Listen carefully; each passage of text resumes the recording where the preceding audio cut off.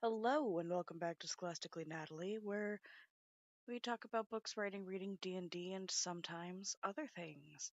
I'm gonna be honest, I almost forgot my intro. Whew, it's been a while. Sorry, things have kind of been a mess in that I'm currently transitioning jobs, so it's been a whole mess of adjusting to new schedules and such. It's been a lot. I hope you've been doing well. You haven't missed me too much.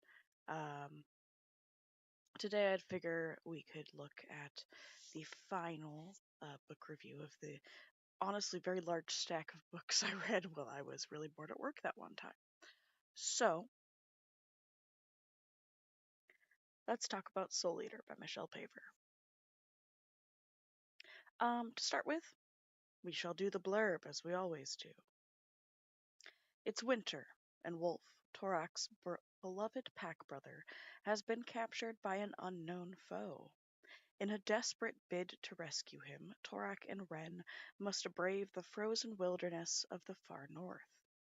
As they battle for survival amid howling blizzards and the ever-present menace of the great white bear, their friendship is tested to the breaking point, and Torak is forced to get closer to his enemies than ever before.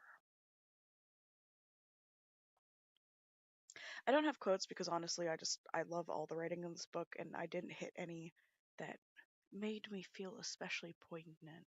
But I do really love Michelle Paver's writing. So in this one, it's really about like coming face to face with your enemy, and seeing both that they are human, but also seeing their true evil.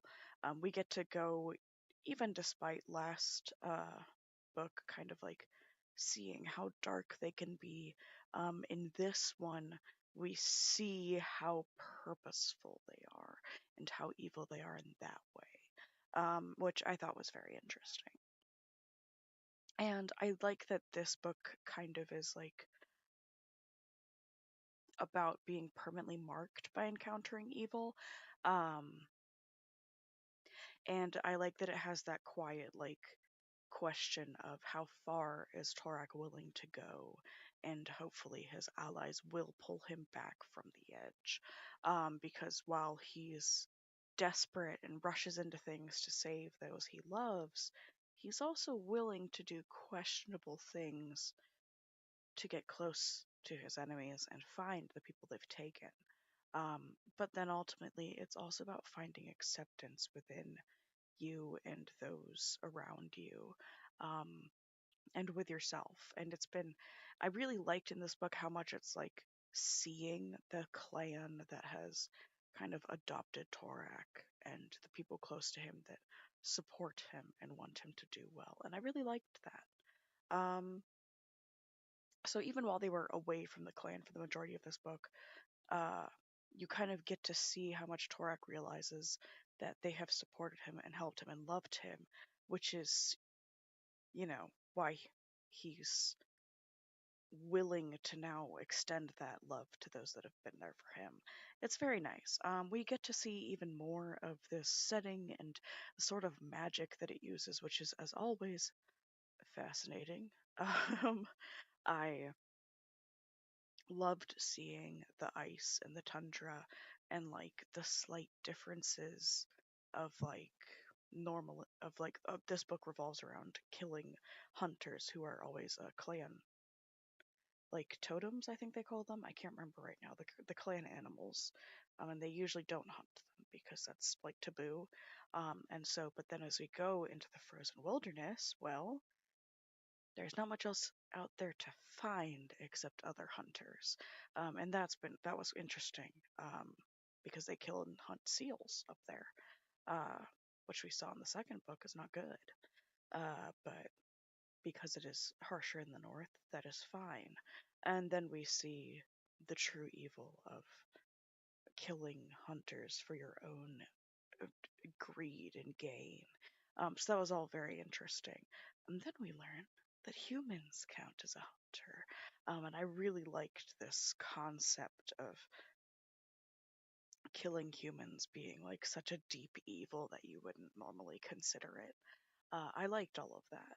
Um, and I must say that for a YA series, I always forget how screwed up they can be. Um, 'Cause like even in Soul Eater, like you see people like forsaking their beliefs and doing all sorts of messed up stuff. And like thinking back on book two, like the bad guy had demons that he had like essentially sacrificed like these really small children to. And like you don't even think about that too hard until afterwards, which I mean is a way to make him inescapably evil.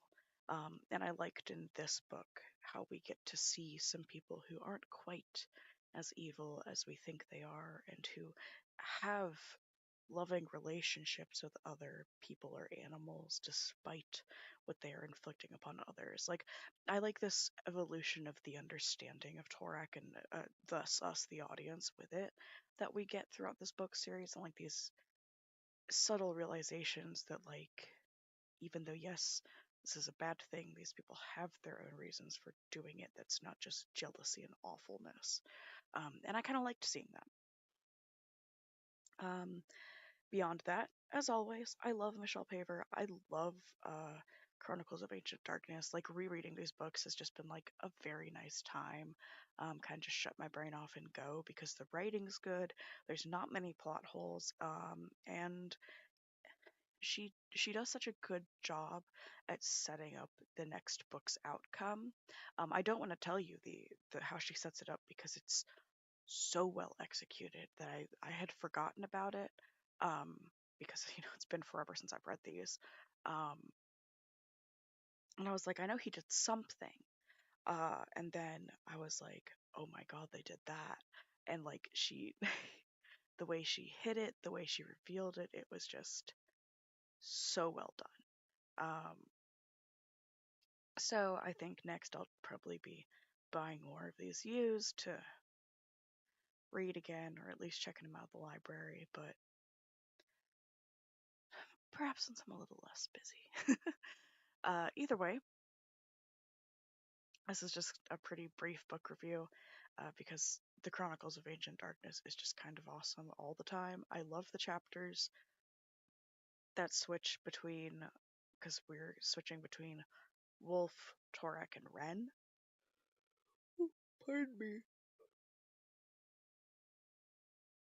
Which gives us that excellent ability for the author to conceal things from us, which I love, love, love when authors will use that.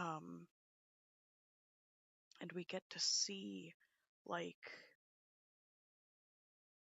how each of them think and process things, and we get to see more of the magic system and the belief system through Ren because she was raised in a clan and is being tutored by the mage, and I love that. It's just so much more involved. And so with that, I will see you guys in the next one. Sorry that I have been missing, but again, oh boy, have the last couple weeks just been whew. Um, with that, Scholastically Natalie is out.